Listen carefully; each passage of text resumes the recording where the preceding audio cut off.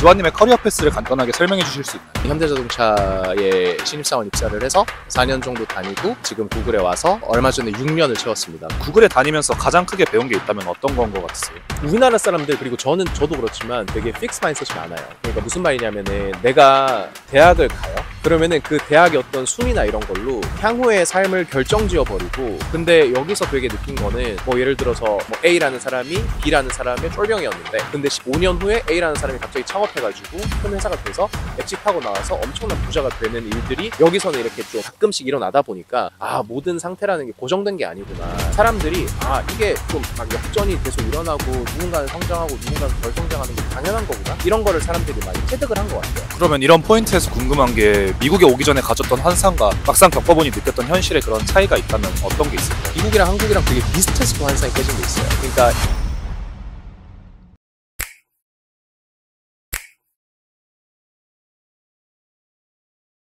우선 가장 먼저 이렇게 인터뷰에 나와주셔서 너무 감사합니다, 지환님. 제가 여지껏 실리콘밸리에서 공대생분들을 만난다고 체감한 적이 없었는데 지환님의 외향성을 보면서 지금 많이 또 오랜만에 이렇게 문과생분들을 만난다는 느낌이 확 드는데요. 그러면 가장 먼저 혹시 지환님의 자기소개를 해주실 수 있을까요? 네, 안녕하세요. 저는 임지환이라고 하고요. 저는 구글에서 게이밍 앱 파트너십 팀을 리드하고 있습니다. 좋습니다. 그러면은 가장 먼저 혹시 지환님의 커리어 패스를 간단하게 설명해 주실 수 있나요? 네, 저는 대학교를 4년 쭉 다니고 국회의원실에서 이제 인턴 개념으로 한 4개월 정도, 6개월 정도 했다가 이제 그 다음에는 현대자동차에 신입사원 입사를 해서 4년 정도 다니고 지금 구글에 와서 얼마 전에 6년을 채웠습니다. 그래서 10년 조금 넘는 시간 동안 일을 해왔습니다. 그러면은 혹시 지환님 그 전공이 어떤 것이었는지 여쭤봐도 될까요? 저는 경제학과랑 정치외교학과 이중 전공했습니다. 그러면은 현대자동차 내에서는 정확히 어떤 일을 하셨었나요? 현대자동차는 이제 기획실이라는 곳에 있었고, 거기가 이제 쉽게 말하면 그 당시에 이제 정의선 부회장님 보좌 조직이에요. 그래가지고 이제 비서실스러운 역할이 하나 있고, 그 외에 그 해외랑 국내 현대자동차의 거점들이 뭐 울산, 뭐 아산, 그리고 해외에는 뭐 미국, 브라질, 러시아 뭐 이런 데가 있잖아요. 그런 거점들을 실제로 운영하고 좀 기획하고 뭐 이런 실에 있었습니다. 좋습니다. 그러면은 어떻게 보면 현대자동차에서의 생활을 마무리하고 이제 구글로 넘어가신 건데, 그 당시 현대자동차에서의 생활을 마무리했던 결정적인 계기 같은 게 있었을까요? 일단 미국에서 일을 한번 해보고 싶었어요. 그래가지고 제가 한국에서 태어나서 한국에서 쭉 학교를 다니고 한국에서 일을 하는 것이 저는 조금 억울하게 느껴졌고, 그래서 미국을 한번 가서 일을 하면 좋겠다 이랬는데, 그 당시에 제가 듣기로는 구글이 이제 국제 교류 같은 프로그램이 되게 활발하다고 들었었고, 그래서 사실 그걸 믿고 간 게 가장 컸었고, 그러니까 저는 이제 넓은 세상에 대한 갈망이 있었고, 저는 이제 대구에서 태어나서 중학교까지 나왔는데 고등학교를 꼭 대구를 벗어나서 다녀보고 싶었던 꿈이 있었어요. 그래서 고등학교를 지원해서 다른 지역을 갔고, 그리고 뭐 대학교 때도 사실 미국 대학을 가보고 싶었어요. 근데 뭔가 이제 여러 가지 재반 여건 때문에 못 가게 됐는데, 근데 10년 동안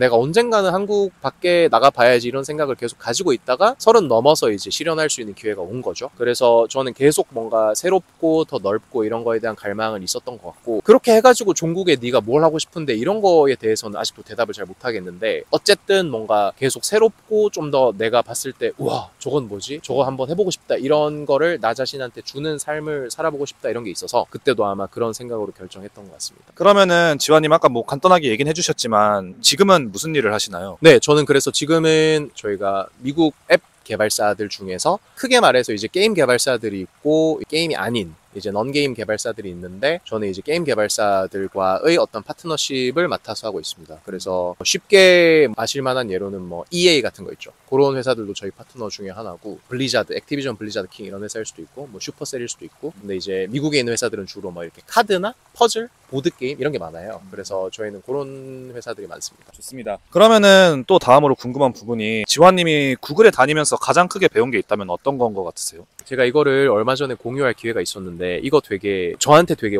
와닿는 내용이었고 다른 분들한테도 되게 좋을 것 같아요. 여기서 배운 것 중에 이제 그로스 마인셋이라는 게 있거든요. 그러니까 성장하는 마인셋이라는 건데, 여기랑 대비되는 개념이 이제 정적인 마인셋, 픽스 마인셋이 있어요. 그러니까 이게 뭐냐면, 우리나라 사람들, 그리고 저도 그렇지만 되게 픽스 마인셋이 많아요. 그러니까 무슨 말이냐면은 내가 대학을 가요? 그러면은 그 대학의 어떤 순위나 이런 걸로 향후의 삶을 결정지어 버리고, 그리고 뭐 예를 들어서 내가 1등 대학에 갔어. 그러면 그러면은 1등 대학에 간 사람도 나는 계속 1등이야라고 생각하고, 그래서 막 예를 들어서 5등 대학인 사람들이 막 출세하고 뭐 예를 들어서 대통령이 될 수도 있고 뭐 훌륭한 사람이 되면 막 손가락질 하잖아요. 쟤는 뭐 5등 대학 나왔는데 저렇게 됐다 이런 식으로. 제가 느끼기에는 그 전제는, 그러니까 픽스 마인드셋의 정의가, 그 전제는 사람들을 고정값으로 보는 거예요. 그리고 그 사람이 계속 변화하고 있고 성장하고 있다는 거를 간과하는 건데, 우리나라는 그거를 간과시키는 요소가 되게 많아요. 그게 수능 점수일 수도 있고 대학일 수도 있고 회사일 수도 있고, 그걸로 딱 점수를 주니까 너는 여기서 고정 이런 식으로 돼버리는 거죠. 근데 여기서 되게 느낀 거는 사람들이 계속 변하는 존재라는 전제를 그래도 더 많은 사람들이 공유하고 있는 것 같아요. 그 사례 중에 하나가 뭐 예를 들어서 뭐 A라는 사람이 B라는 사람의 쫄병이었는데, 근데 15년 후에 A라는 사람이 갑자기 창업해가지고 큰 회사가 돼서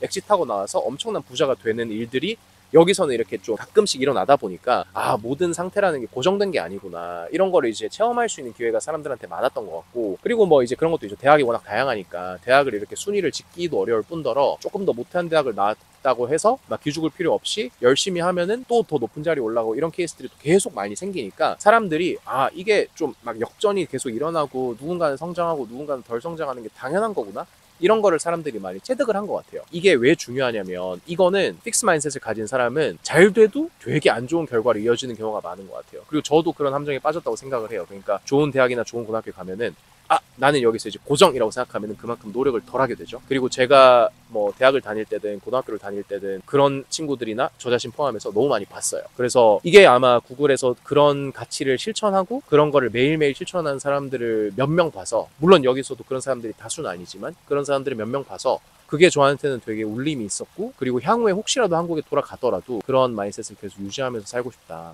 네, 이런 게 큰 배울점이었던 것 같습니다. 그러면은 사실 처음에 여기 미국에 오셨을 때 그 당시에는 지금보다 더 아시아에 대한 인식이 막 퍼져 있지는 않았잖아요. 지금 훨씬 많이 퍼진 상태고. 네. 그래서 그 당시에 아시아인으로서 미국에 적응하는데 좀 어려웠던 점은 없으셨나요? 그러니까 저는 뭐 상대적으로 그렇게 막 일찍 미국에 온 건 아니기 때문에 되게 큰 변화의 흐름까지는 느끼지 못하는데, 제가 듣기로도 아시아인에 대한, 그리고 외국인에 대한 어떤, 특히 한국인에 대한 인식이 많이 개선됐다고 알고 있어요. 그래서 그건 분명히 좋은 기회고, 그게 사실 테크 회사의 성장이랑 좀 무관하지 않은 게, 그러니까 테크 회사는 아무래도 동양인뿐이나 뭐 인도인뿐이나 이렇게 좀 테크 지식도 많고 좀 이렇게 맡은 일을 좀 꼼꼼하게 해낼 수 있는 사람들에 대한 선호가 조금 더 높다 보니까, 제가 알기로는 테크 회사가 또 커지기 전과 후에 뭔가 아시아인들이 좀 더 미국 사회에서 좀 채용도 많이 되고 성공하는 그 트렌드가 좀 바뀌었다고도 알고 있거든요. 그래서 그것도 분명히 도움이 된 케이스고, 저 같은 경우에는 꼭 아시아인이라서라기보다는 그냥 이제 30이 넘어가지고 미국에 왔으니까 뭐 언어적으로라든지 문화적으로라든지, 그리고 제가 막 이렇게 엔지니어가 아니라 사람을 상대해야 되는 일이다 보니까 내 자신이 되는 게 어려웠죠.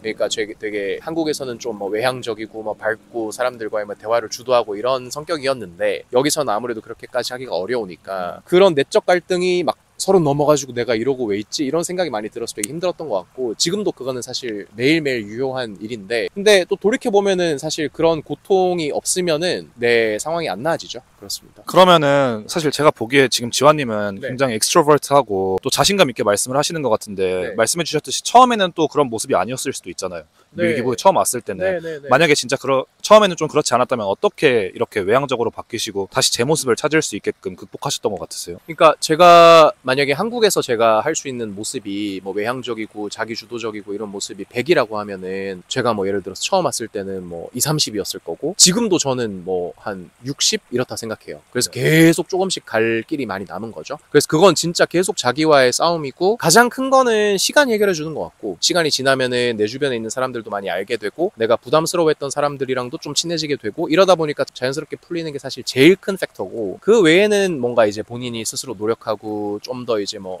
여기는 그런 심리 상담 같은 것도 되게 많이 받아요. 그래서 저도 여기 와서 심리 상담 같은 거 이제 막 해봤는데, 그렇게 자기 어떤 고민이나 스트레스를 털어놓는 것도 되게 도움이 되고, 그렇게 막 계속 고민하고 연습하고 다른 사람들한테 막 토로하고 이렇게 하다 보면은 막 6개월 후에는 조금 나아져 있네? 막 이렇게 되는 것 같아요. 그러면은 사실 제가 또 궁금한 부분이, 전 잘 몰랐는데 그 뱀부셀링이라는 말이 있더라고요. 그래서 뭐 동양인들은 네네네. 그 이제 유리천장 같이 네네네. 위로 올라갈 수 없다라는 단어가 있는데, 네. 사실 지금 지환님의 직책이 팀 리드를 하고 계시잖아요. 네네네. 그 뱀부셀링이라는 표현에 대해 어떤 생각을 갖고 계세요? 이것도 두 가지 측면이 있는 것 같은데, 하나는 우리나라에서도 이제 그 여성의 유리천장에 대해서 얘기를 많이 하잖아요. 근데 그거에 분명히 기여하는 부분 중에 하나는, 그 전에 주니어 레벨 그리고 미드 레벨에서 여성들이 현저히 적었기 때문에 지금 보이는 임원들이나 리더의 숫자가 여성들이 훨씬 적은 이유도 이제 분명히 있을 거거든요. 그러니까 마찬가지로 여기도 그런 그 아시아인이든 뭐 특정 인종의 어떤 씨앗이 10년 전, 20년 전에 덜 뿌려졌기 때문에 지금 좀 덜 나오는 것도 분명히 있어요. 그래서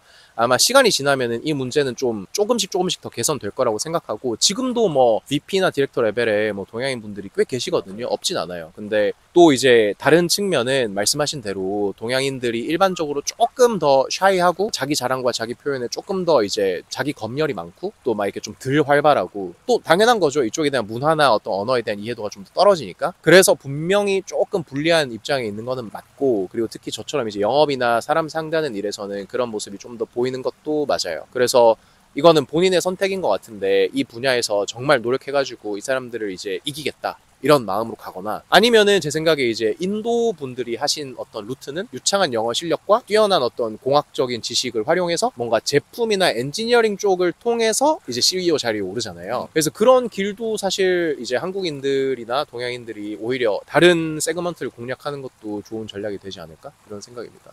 좋습니다. 그러면은 어떻게 보면 미국이 아메리칸 드림이라는 단어도 있고 네. 또 기회의 땅이라고 표현되기도 하는데 네. 왜 미국이 그렇게 표현된다고 생각하세요?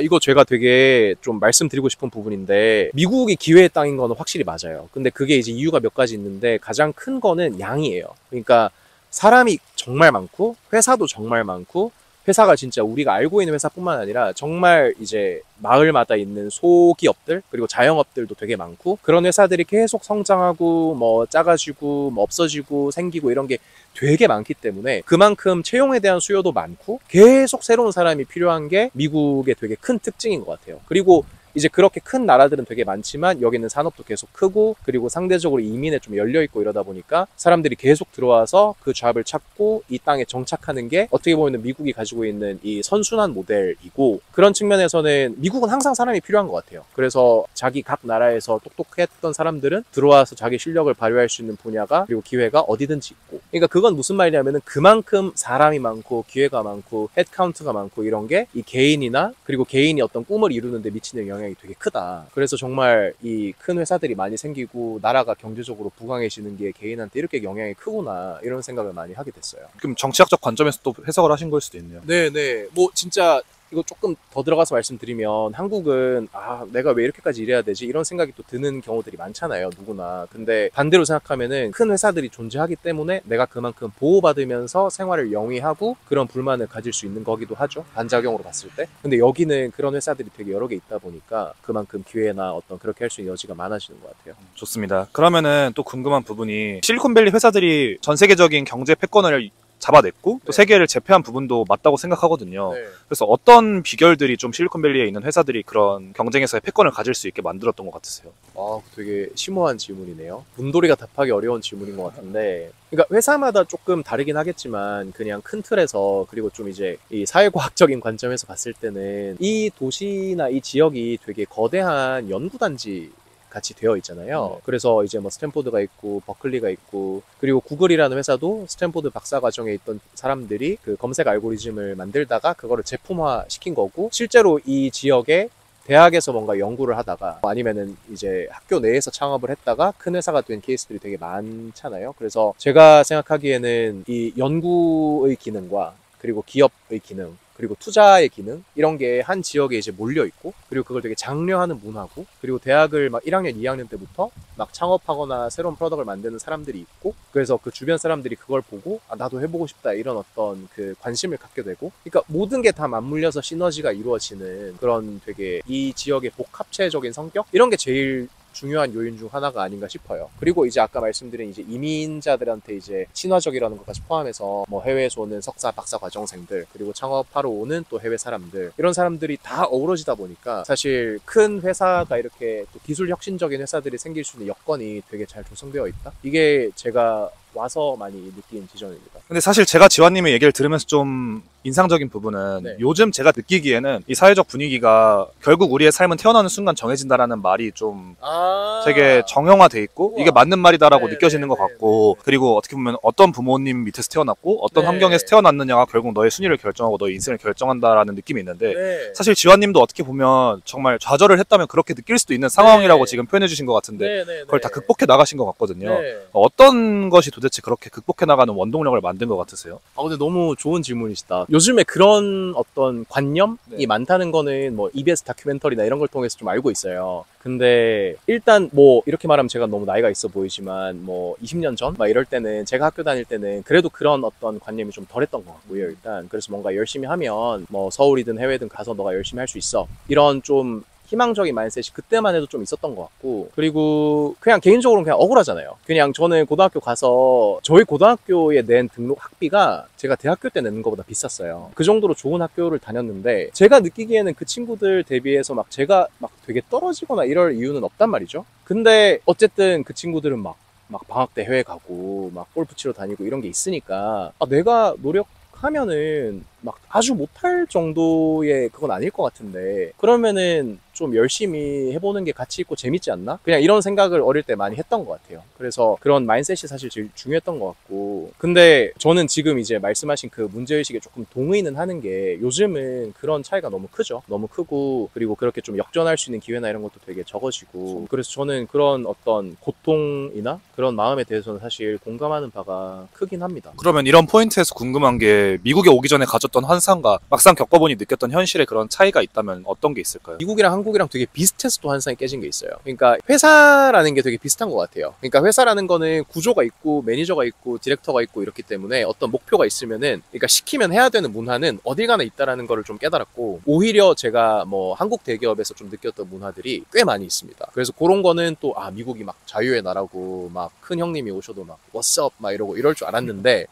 그런 건 전혀 아니었다. 오히려 큰 관료제에서는 미국이 더 심할 수도 있다. 이런 걸 많이 느꼈습니다. 그러면은 다음으로 좀 이제 궁금한 부분이 이제 기업 문화와 관련된 질문인데, 네. 사실 우리나라에는 대기업들이 보통 제조업이고 여기는 소프트웨어 회사들이 많잖아요. 네네. 그렇다 보니까 기업 문화에 있어서 차이를 여쭤보면 보통 경직도에서의 차이를 많이 느끼시긴 하는 것 네, 같은데, 네. 그게 어떻게 보면 한국 사회와 미국 사회의 차이일 수도 있겠지만 네. 제조업과 소프트웨어 회사의 차이일 수도 있다는 생각은 드는 것 같거든요. 네네네. 그래서 지환님이 보시기에는 그런 한국 회사와 미국 회사의 기업 문화 차이가 있다고 사람들이 표현하는 게 어디서부터 좀 나온다고 생각하세요? 그러니까 아까 제가 말씀드린 거랑 비슷한데, 저는 미국 오면은 막 Hey, what's up? 막 이러면서 10시에 막 어슬렁 나와가지고 한 3시간 정도 뻐기면서 게임하다가 네. 일 좀 하고 들어갈 줄 알았어요. 그러니까 뭐 과장한 거지만 그런 되게 자유로움이 있을 줄 알았는데, 저는 미국이라는 사회가 어떻게 보면 더 무섭고 더 엄격하다는 생각이 많이 드는 게, 일단 미국은 해고가 자유롭고 아무리 큰 인플로이어라 하더라도 해고가 상대적으로 자유롭고, 그리고 어쨌든 나한테 주는 지시사항이나 나한테 주는 기대치가 명확해요. 그래서 그 기대치랑 내가 한 거를 비교해서 아니다라는 평가가 되게 명확하기 때문에, 그러니까 그런 자유와 책임이 모두 함께 그냥 되게 유연하게 주어지는 거라서, 그거를 이행하지 못했을 때 얄짤 없음, 그리고 그거를 내가 만약에 이행하지 못했을 때 나한테 주는 피드백, 이런 게 되게 가차 없어요. 그래서 그런 거는 사실 어떻게 보면 미국이 더 무서운 환경이라는 사례가 될 수 있고, 한국은 제가 느끼기에는 이제 무섭고 경직적이라고 하는 게, 막 전무님이 안 나가셨는데 네가 퇴근을 하면 안 되지, 그리고 막 야 팀장님이 오늘 회식하자 하셨는데 가야지, 뭐 이런 류들이에요. 그리고 이제 실제로 회의를 할 때 우리가 해야 되는 어떤 뭔가 자세, 마음가짐, 뭔가 발언의 수위, 이런 거에 대한 거지. 뭐 예를 들어서 한국은 막 일을 잘 못하시는 분들도 제가 뭐 이제 뭐 애도 몇 명 딸렸고 연차도 높고 이래서 지금은 해야 된다 이러면은 좀 해주고 이런 게 또 있잖아요. 그래서 어떻게 보면은 보는 각도에 따라서는 한국이 좀 더 취한 문화일 수도 있어요. 그래서 이거는 사실 보는 각도에 따라서 조금 다른 거라고 생각을 하고, 이제 두 번째 포인트는 말씀하신 산업이 다른 부분에 대한 부분인데, 지금 말씀 주신 건 일반적으로 맞다고 생각합니다. 제가 듣기로는 미국도 포드나 GM 같은 제조업이나 진짜 뭐 정유회사라든지, 그래서 아무래도 여기도 제조업이 좀 더 경직적인 건 있을 것 같고, 상대적으로 저희는 소프트웨어니까 좀 더 자유롭고, 그리고 이제 한 발짝 더 들어가서 이제 마지막으로 말씀드리면, 이 빅테크, 그러니까 페이스북이든 구글이든 이런 회사들은 정말 기존의 어떤 업계의 패러다임을 깰 만큼 영업이익률이라는 게 되게 높고 돈을 막 그냥 갖다 버는 회사였기 때문에, 그 돈을 쓰는 거에 자유로웠고, 좀 실패를 해도 그거를 어포드 할 수 있는 어떤 자금이 있었기 때문에 이 문화가 형성된 거라고 생각을 하거든요. 반대로 그런 이제 경쟁이 심화되면서 우리의 마진이 계속 슬림해지고 있기 때문에 우리의 문화가 좀 더 갈수록 경직적이어지고 있기도 해요. 그래서 이거는 사실 비즈니스 환경, 그러니까 이 물적인 하부 구조가 이제 그 위에 문화를 되게 영향을 끼친 사례이기도 하다. 네. 그게 어떻게 보면 사람들이 잘 캐치하지 못하고 있는 상관관계 중에 하나일 수도 있겠네요. 네네네. 영업이익률이. 네, 저는 그게 되게 컸다고 생각을 합니다. 초기 문화에 있어서는. 네. 좋습니다. 그러면은 이번에는 좀 어드바이스 쪽으로 넘어가고 싶은데 네네네. 혹시 지환님이 살면서 갖고 있는 가장 큰 후회가 있다면 어떤 것일까요? 뭐 여러 가지가 있어요, 저는. 근데 그 중에 하나는 제가 이제 그 집이 조금 어려워지면서 미국 대학 가는 거에 대한 계획이나 미련을 접게 되고 한국 대학에 갔는데 그때 뭔가 약간 패배감에 빠져가지고 제 생각에는 그때부터 또 내가 미국을 뭐 대학원을 간다든지 뭐 어떻게 하겠어 이래가지고 또 열심히 달렸으면 막 20서너 살쯤에 또 갈 수 있었을 것 같거든요. 근데 제가 그때 좀 패배감에 빠져서 이제 한 3, 4년? 4, 5년? 이렇게 좀 허비한 것 같아요. 허비했다고 하면 그냥 학교 다니면서 애들이랑 놀고 뭐 술 마시고 그냥 하루 종일 게임하다가 뭐 수업 안 들어가고 뭐 이제 이런 시기들이 있었다는 건데 그 자체가 나쁘다기보다는 그냥 그 시간에 이게 좀 늦은 것 같지만 지금부터 달리면은 내가 24살, 5살에 나갈 수 있으면은 내가 원래 목표한 걸 진짜 할 수 있으면은 이미 그것도 성공이야. 어린 나이에 할 수 있으니까. 이런 생각을 가지고 달렸으면은 한 4, 5년씩 또 단축할 수 있었을 것 같아서 그래서 그게 이제 뭔가 20대를 좀 더 되게 이렇게 밀도 있게 보내지 못한 거? 패배감에 빠져서 그게 가장 큰 후회인 것 같아요. 좋습니다. 그러면 또 이제 궁금한 부분이 만약에 지환님이 어릴 적에 자신을 만날 수 있다면 어떤 조언을 좀 해주고 싶으신가요? 네, 저는 그냥 자기가 원하는 게 있으면 정말 뒤도 돌아보지 않고 이기적으로 네가 원하는 거를 쫓아라. 이렇게 얘기를 많이 할 것 같아요. 그리고 시간 낭비하지 않고 그리고 사람들한테 좀 좋은 영향을 끼칠 수 있도록 노력하자. 뭐 이런 얘기들을 할 것 같습니다. 그러면 또 궁금한 부분이 지환님이 어릴 때는 중요하다고 생각했는데 지금 와보니 그렇게 중요하지 않은 게 있을까요? 제가 사실 말씀드리고 싶은 게 그게 돈이 좀 그런 것 같아요. 그러니까 저는 이제 좀 뭐 여러 가지 여건이나 이런 것 때문에 돈이 되게 중요하고 막 몇백억, 막 몇천억 있어야 사실 인생이 행복하지 않은가? 그러니까 물질이 제일 중요한 거 아닌가? 이런 생각을 어릴 때 꽤 많이 했었는데 근데 살아보니까 제 뭐 소비 습관에서 기인한 것도 있지만 가장 큰 고민과 슬픔 이런 게 다 돈이 아닌 거에서 오더라고요. 그래서 그 말인즉슨 뭔가 돈이라는 거는 물론 내가 계속 이렇게 내 삶을 영위하기 위해서 계속 잘 벌고 유지를 해야 되지만 내가 생각했던 것만큼 가장 중요한 건 아니었다? 그런 생각이 많이 들어요. 지환님이 이제 막 커리어를 시작하는 학생을 만날 수 있다면 어떤 얘기를 좀 해주고 싶으세요? 저는 두 가지 이것도 말씀드리고 싶은데 첫 번째는 자기가 진짜 원하는 거? 하고 싶은 게 무엇인지 하나를 정해서 그거를 해보는 게 되게 중요한 것 같아요. 그러니까 이거 되게 뻔한 말인데 그러니까 막 40대가 돼서도 자기 경력 20년 됐는데도 새로운 잡을 시작하고 싶고 막 수능 봐서 의대 가고 싶고 이런 사람들이 계속 있잖아요. 그 말인즉슨 내가 원하는 거에 대해서 고민을 충분히 안 해본 사람들이 그만큼 많고 그냥 열심히 공부하고 열심히 준비해가지고 될 대로 되라 해서 간 사람들이 그만큼 많다라는 거를 보여주는 거라고 생각하거든요. 그래서 대학교 때든 그리고 커리어를 처음 시작할 때 그런 질문을 스스로한테 계속 던지는 게 되게 중요한 것 같고 근데 두 번째는 또 반대 되는 얘기인데 요즘에 또 그리고 이제 취업하기가 좀 어렵잖아요. 특히 청년 입장에서. 근데 제 조언은 좀 만족스럽지 않아도 회사 생활은 일단 해보는 게 좋은 것 같아요. 그냥 이제 졸업을 유예하면서 학생 신분을 유지하면서 이렇게 하는 것보다는 왜냐면은 그거에서 배우는 것과 그리고 그거를 통해서 내가 이건 별로 안 좋아했구나 이거는 내가 생각보다 잘하네 이런 게 또 발견이 됐기 때문에 그리고 무엇보다 돈이 벌리잖아요. 사람은 개인적으로 이제 자기 자신이 자기 번 돈으로 부양을 좀 할 수 있어야 이제 사회에 우뚝 서는 거라 생각하는데 저 같은 경우에도 현대차 처음 됐을 때 저는 사실 현대차 별로 안 가고 싶었어요. 그리고 이제 좀 더 공부를 한든지 아니면 좀 이렇게 전문직일 수도 있고 준비를 좀 하고 싶었는데 뭐 이것도 뭔가 여건 때문에 좀 어려웠거든요. 근데 돌이켜보면은 그렇게 내가 돈을 벌면서 물질적인 기반을 마련을 하고 그리고 그 과정을 통해서 처음엔 되게 싫었지만 내가 이런 건 좋아하는 사람이구나 내가 이런 건 의외로 잘하는 사람이구나 이런 거를 사회에서 좀 겪을 수 있었던 게 저한테는 큰 도움이 돼서 그래서 모순되지만 1번은 자기가 좋아하는 걸 찾자 근데 2번은 못 찾겠으면 일단 뭐라도 해보면서 사회의 경제활동 인구로 시작하는 게 중요한 것 같다. 어떻게 보면 두 가지 다 겹칠 수 있는 내용인 게 자기가 좋아하는 걸 찾으려면 경험을 또 해봐야 되는 거니까 맞습니다. 일단 너무 본인이 좋아한다고 확신을 갖는 게 경험이 부족한 상태에서는 명확하지 않을 수 있으니까 뭐든지 경험해보고 본인이 좋아하는 걸 분별하면서 다음을 나아가도 되겠네요. 네네네. 좋습니다. 그러면은 혹시 지환님이 살면서 들었던 가장 기억에 남는 커리어 조언이 있으신가요? 와 너무 어렵다. 커리어 조언이요. 이거 아까 이제 말씀 저희 나눈 거랑 비슷한데 저희 엄마가 저한테는 이제 되게 정서적인 멘토이신데 저희 엄마가 저한테 어릴 때 무슨 다큐멘터리에서 보신 이제 되게 해외에서 성공한 여성 사업가분이 계신데 그분이 막 he can do it, she can do it, why not me?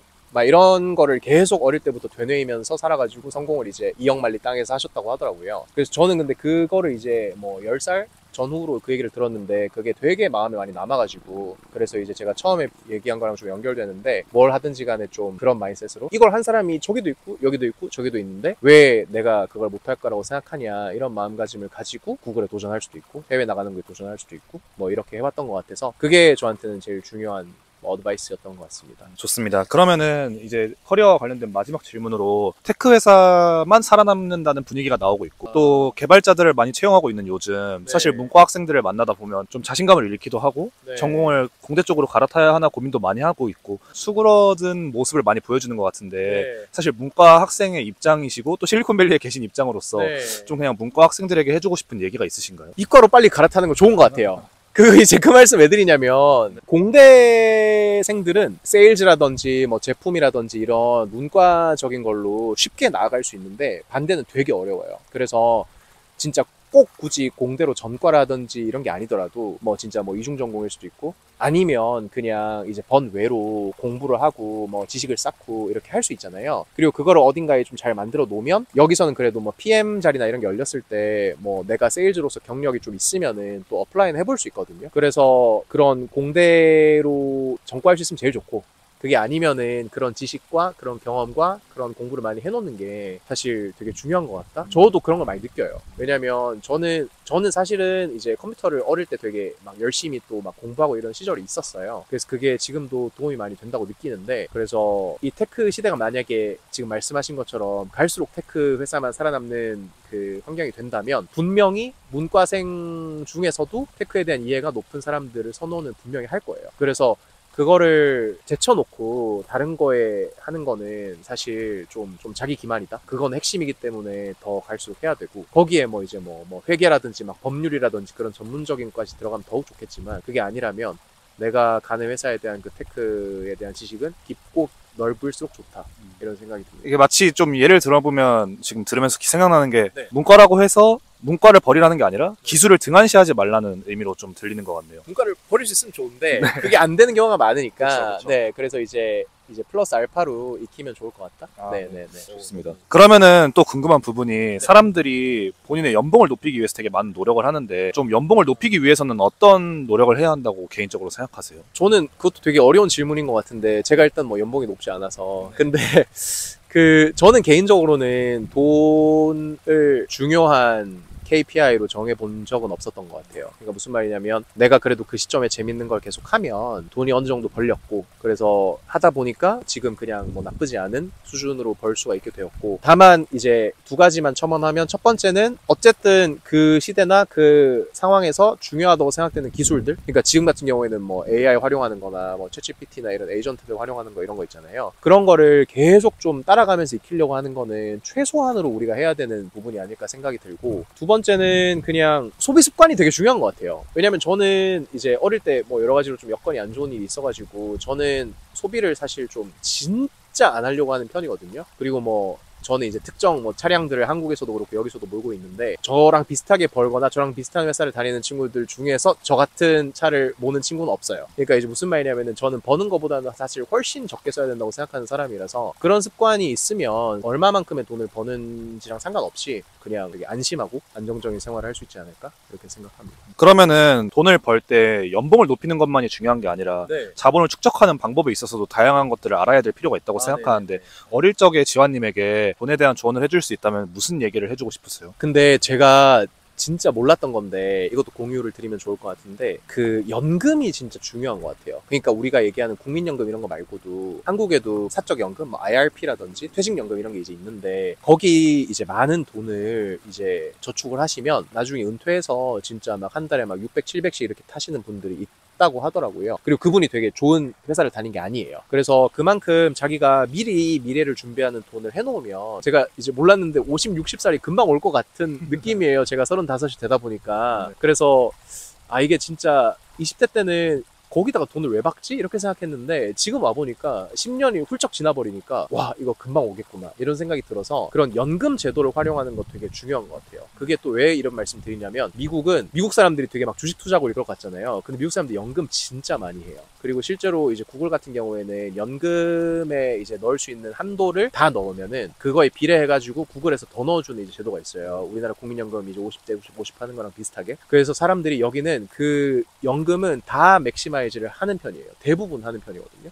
그래서 미국이 되게 리스테이킹을 많이 하는 것 같이 보여도 그런 연금 같은 거는 기본적으로 해놓고 리스크 테이킹을 한다. 그래서 제가 이제 옛날로 돌아간다면 그런 좀 사적 연금 계좌나 이런 거를 좀 빵빵하게 미리부터 해놓을 것 같다. 이런 생각이 좀 들었어요. 401k 같은 거네요. 맞습니다. 네, 401k 이제 미국이고 한국은 그 IRP 이런 게 저도 몰랐는데 한국에 되게 다양하게 활용할 수 있는 여지가 많다고 하더라고요. 좋습니다. 그러면은 만약에 지환님 20대로 돌아간다면 좀 사람들이 네트워킹도 해야 되고 본인의 내실을 다지면서 실력을 쌓는 게 중요하다고 하는 분도 있고 사실 둘 다 중요하겠지만 그 둘 중에 중요성의 경위를 좀 나눈다면 어떤 게 더 중요하다고 생각하세요? 이거는 이제 제가 또 말씀드리고 싶은 게 네네. 저는 고등학교 때는 좀 공부를 등한시하고 사람들 만나고 사람들이랑 재밌게 놀고 좀 인간관계를 쌓고 이런 거에 되게 관심이 많았어요. 그래서 학교 안이나 학교 밖에 좀 되게 막 사람들 찾아가서 만나기도 하고 이런 거를 고등학교 때 되게 많이 했었거든요. 근데 반대로 대학에 와서는 대학교를 왔으니까 내가 고등학교 때 공부를 등한시했으니까 책도 많이 읽고 공부를 좀 많이 해야 되겠다 이래가지고 공부를 많이 했었는데 제가 돌이켜보니까 고등학교 때 제가 그렇게 한 건 이제 후회가 없는데 대학교 때도 그 20대 때가 사람을 만나는데 시간을 많이 써야 되는 시기인 것 같아요. 그래서 그 사람들이 10년, 20년 후에 진짜 막 생각지도 못한 도움을 주기도 하고 또 되게 대단한 사람이 되어 있을 수도 있고 아니면 반대로 내가 도움을 줄 수 있을 수도 있고 그래서 그런 관계들을 20대 때 많이 해놓는 게 중요하다고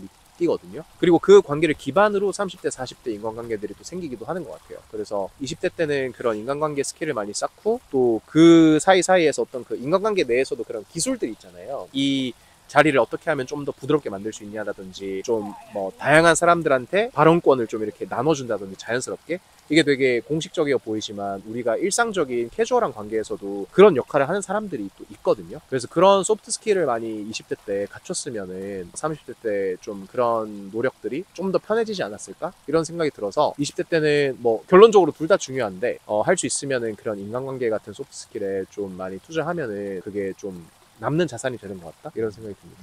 좋습니다. 그러면 이제 마지막으로 좀 사회랑 관련된 질문을 좀 나누고 마무리를 해보려고 네네네. 하는데요. 지환님이 생각하시기에 한국 사회가 이런 건 개선됐으면 좋겠다. 가장 크게 느껴지는 부분이 있을까요? 일단 첫 번째는 비교하는 문화죠. 그러니까 한국은 제 생각에는 되게 좀 선형적인 것 같아요. 그러니까 아까 뭐 저희가 대학 얘기나 이런 것도 잠깐 했지만 그리고 저는 이제 미국 와서 느낀 건데 한국 사람들은 되게 다 이제 비슷하게 생겼고 동양인이고 뭔가 이렇게 딱 봐도 좀 일관되잖아요. 그러니까 뭔가 사람들을 구별하려면은 구별할 수 있는 기제를 자꾸 끌어오고 싶은데 제 생각에는 한국 사회가 그 기제를 대학이라든지 회사라든지 재산이라든지 이런 좀 쉬운 걸로 끌어오다 보니까 비교하는 문화가 생겼다고 생각을 해요. 그래서 우리나라가 단기간에 되게 다양한 사회가 될 수 없다면 그 중에서 좀 더 좋은 도구, 더 바람직한 도구로 세그멘테이션을 하는 게 중요할 것 같은데 그게 이제 뭐 진짜 사람을 어떻게 대하는 뭐 교양일 수도 있고 태도적인 부분일 수도 있고 우리가 이제 사람들을 뭐 구별하거나 좀 다양하게 인식함에 있어가지고 쓸 수 있는 어떤 요소들이 되게 많잖아요. 그래서 그런 다양한 요소들을 많이 끌어와서 그런 요소들이 더 주목을 받아서 그래서 좀 선형적인 비교에서 벗어나서 우리가 저 사람은 재산 몇 억이야. 이걸로 그 사람에 대해서 얘기하는 게 아니라 저 사람은 진짜 뭐 가정적이고 막 봉사활동도 많이 하시고 저분이랑 말씀 나누면은 정말 진짜 항상 마음이 녹는 것 같고 도움이 된다. 이런 걸로 사람을 뭔가 묘사할 수 있는 사회가 되면 되게 좋겠다. 그런 생각이 많이 들어요. 실제로 뭐 제가 완전 여기 네이티브가 아니어서 그렇겠지만 저희가 미국 친구들이랑 다른 사람들에 대해서 얘기할 때는 뭐 재산적인 부분에 대해서 얘기를 안 하진 않지만 그래도 제가 말씀드린 이런 되게 질적인 요소들에 대해서도 얘기를 많이 하는 것 같아요. 좋습니다. 그러면은 또 궁금한 부분이 지환님이 어떻게 보면 미국에 와서 생활한 지 5년 정도가 되셨는데 요즘 많은 사람들이 이민에 대한 생각과 고민을 많이 하는 것 같아요. 네. 전보다는 확실히. 네. 그래서 지환님이 경험해보신 입장에서 그래도 미국에 오시기 전에 이런 건 한번 고려해 보셔야 합니다. 라는 게 있다면 어떤 게 있을까요? 일단 역설적으로 한국이 애를 만약에 출산했으면은 한국이 애를 키우기가 훨씬 좋은 환경이기는 해요. 제 생각에는. 그 이유는 한국이 출산율이 역설적으로 이제 낮기 때문에 정말 다양한 혜택들이 있고 어린이집도 무료고 진짜 뭔가 다 각종 뭐 이렇게 누릴 수 있는 혜택이 너무 많아요. 그래서 사실 되게 어린 아이들을 키우고 있으신 분들이라면 저는 한국이 사실 최고라고 생각을 하고요. 다만 이제 뭐 애들이 3살, 4살, 5살 이렇게 되면서 어학 공부도 해야 되고, 그리고 제가 개인적으로 가장 중요하게 생각하는 거는 저희는 너무 다 비슷비슷한 사람들끼리 이제 주변에 있으니까 되게 이런 사람도 있고 다양한 인종도 있고 다양한 문화도 있다라는 거를 애들한테 빨리 알려주고 싶어요. 그래서 그렇게 하기에는 미국이 정말 좋은 환경이기 때문에, 그래서 이제 정리하면 되게 적절한 나이를 찾아서 들어오시는 게 되게 중요한 것 같다. 그거를 꼭 말씀드리고 싶었고, 또 다른 한 가지는 이제 그냥 좀 이제 시험을 해보셔야 되겠죠. 테스트를 해보셔야 되겠죠. 왜냐면은 미국이 되게 싫은 부분도 되게 많아요. 뭐 총기 사고라든지 뭐 이런 사고들이 되게 심심찮게 일어나고, 심지어 되게 좋은 도시라는 여기도 그런 일들이 한국보다 훨씬 자주 일어나기 때문에, 그래서 뭐 안전에 대한 민감성이 되게 높으시다든지, 그리고 특히 이제 가족이나 친구라는 부분이 되게 크잖아요. 근데 그거를 막 20대, 30대에 와가지고 또 새로 시작하면은 심리적으로도 부담이 되게 많이 되긴 하거든요. 그래서 그런 거를 내가 다 감내하고도 오고 싶으냐, 이런 비교는 많이 해봐야 될 것 같아요. 좋습니다. 그러면은 또 궁금한 부분이, 저의 최근에 이제 오리지널 퀘스천으로 밀고 있는 건데, 네. 지환님이 생각하시기에 요즘 시대에 가장 저평가되고 있는 가치는 뭐라고 생각하세요? 저평가되고 있는 가치, 와, 정말 심오한 질문이군요. 이거 좀 적절할지 모르겠는데 제가 좋아하는 단어 중에 수호지심이라고 있거든요. 그러니까 그게 사단 칠정 이런 거에 이제 해당되는 건데, 자기 자신을 싫어할 수 있는 마음이에요. 그러니까 무슨 말이냐면, 나쁘게 말하면은 우리나라 사람들 자기 검열 많이 한다. 그리고 뭔가 이제 자신 있게 말하기 전에 내가 하는 말이 적절하냐 안 하냐 이렇게 되게 자기 검열 많이 한다라고 하는데, 사실 그게 또 뭐 모든 게 밸런스지만 그런 게 또 필요할 때가 있어서, 그게 수호지심이 있어야 내가 뭔가 잘못을 해도 나중에 인정을 하고, 내가 회의할 때 뭔가 좀 틀린 말을 해도 인정을 하고, 그리고 회의 같은 거 할 때도 뭔가 매끄럽게 진행되려면 내가 하고 싶은 말을 하는 것보다는 내가 이 말 하는 게 지금 뭔가 주제에 맞나? 그리고 상대방의 감정을 건드리지 않나? 그리고 이제 회의 시간이 5분 남았는데 내가 이 질문을 하는 게 좀 이 전체 회의 흐름에 도움이 되나? 이런 걸 좀 생각을 되게 짧은 시간에 할 수 있으니까, 그러고 생각해서 질문을 하면 좋겠는데 또 그렇지 않은 경우가 많잖아요. 그래서 저는 요새 좀 이렇게 자기 표현 시대고 자기 개성 시대고, 뭔가 남의 눈치를 보지 마, 약간 이런 내러티브가 강한 사회니까 반대로 그 기반의 수호지심도 되게 중요한 것 같다. 말을 아끼는 능력이 필요한 거네요. 뭐 그 이제 말이 이제 하나의 사례였는데, 그러니까 수호지심이라는 건 어쨌든 내가 지금 이 행동을 하려는 게 맞나? 나한테 부끄럽지 않은 행동인가? 뭐 이런 것 같습니다. 그러면은 제가 미국에 있는 분들한테 이번에 인터뷰를 할 때 네. 가장 저평가된 가치가 뭐냐고 여쭤보면 네. 많은 분들이 사랑인 것 같다고 얘기를 해주셨어요. 네. 그리고 사랑은 고평가 항상 되고 있지 않나요? 근데 이제 사랑이 그쵸, 고평가되는 부분도 있지만 네. 또 저평가가 된다고 이제 생각을 해서 이 미국 사회 내 폴라라이스드 현상이 좀 많이 일어나고 있는 것 같다고 느끼는 분들이 계셨는데, 사랑 때문에. 그렇죠, 이제 다른 입장을 가진 사람에 대한 이해를 하려고 하지 않는 모습을 러브라고 표현을 하신 것 같아요, 제가 이해하기로는. 네. 그래서 좀 어떻게 보면 비단 미국뿐만 아니라 전 세계적인 사회를 봤을 때 요즘 양극단으로 서로 많이 치우치고 양극화되고 있는 분위기가 좀 만들어지고 있는데, 서로 간의 어떤 이해와 사랑 이런 거 그쵸. 있어서 네. 그런 이해와 사랑은 그래서 혹시 어디에서 나온다고 생각하시나요? 엄청 철학적인 질문이죠, 사실. 너무 재밌어요. 제가 이런 철학적인 생각하는 거를 좋아하거든요. 그러니까 서로를 이해할 어떤 심적인 여유가 부족한 것 같아요. 그러니까 서로를 이해할 수 있는 어떤 여유가 있어야 된다고 생각을 하는데, 그게 어떤 뭐 재정적인 이유든 시간적인 이유든 이런 것 때문에 사실 부족한 것 같고, 미국도 한국보다는 낫다고 하지만 사람에 따라서는 그런 게 또 부족하신 분들도 많이 있어요. 그리고 이제 그게 이제 현실적으로 많이 나타나는 게 결국은 듣는 거죠. 그러니까 우리가 어떤 얘기를 할 때, 들을 때 계속 이렇게 관심을 갖고 들어주고, 막 그랬어?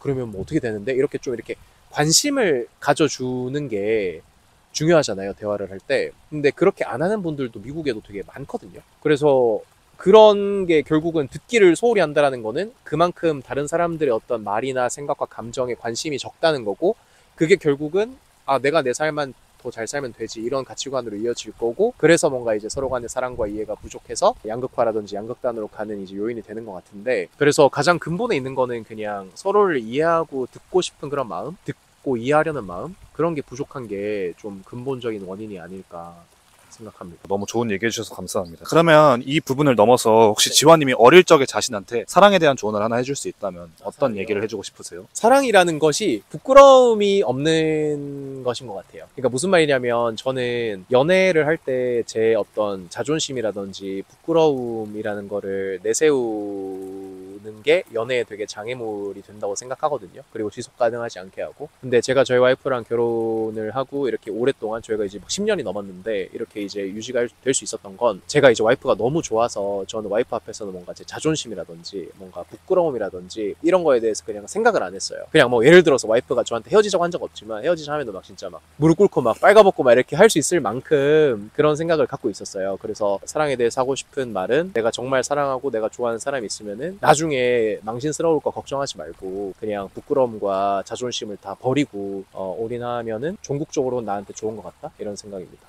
좋습니다.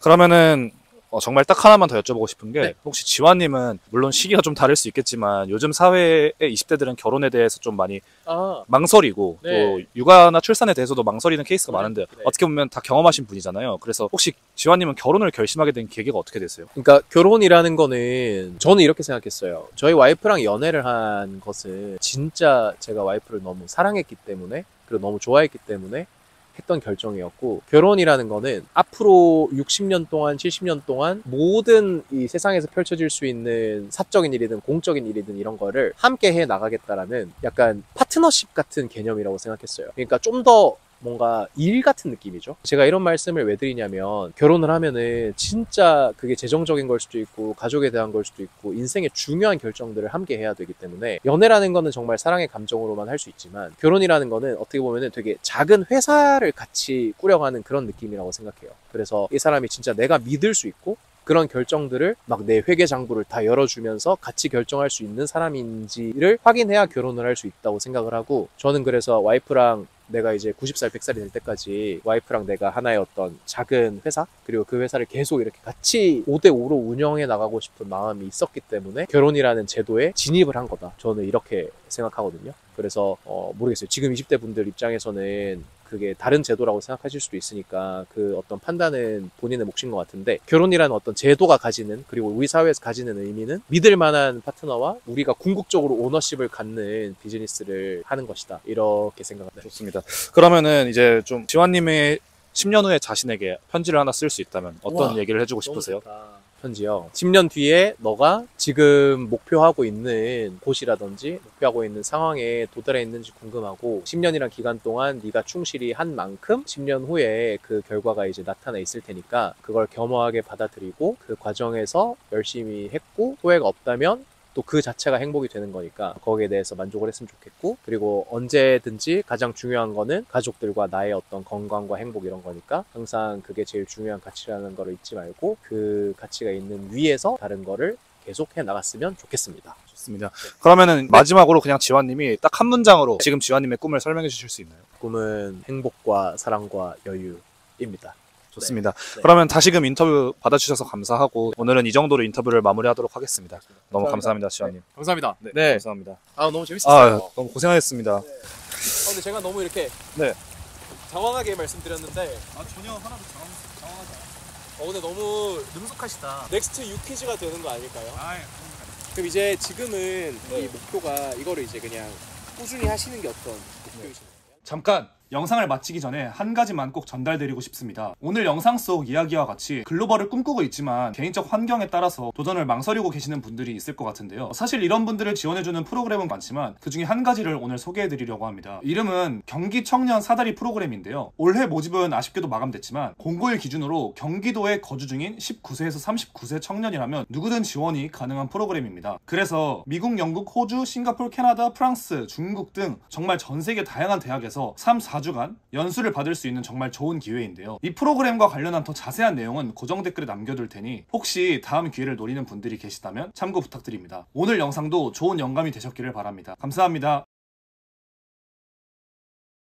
지금 쓰신 안경이 일반 선글라스인가요? 요거는 이제 메타 선글라스 한번 사봤는데 그 조금 여담인데 미국이 그 전자제품을 샀을 때 반품을 굉장히 자유롭게 할 수 있거든요. 그 막 30일, 60일 이런 식으로 쓰고 그냥 바로 반품을 할 수 있어서 시도를 해보기가 편해요. 근데 한국은 아무래도 이제 열면은 반품을 못하는 경우가 많아가지고 그래서 되게 자유롭게 또 테스트할 수 있는 환경입니다.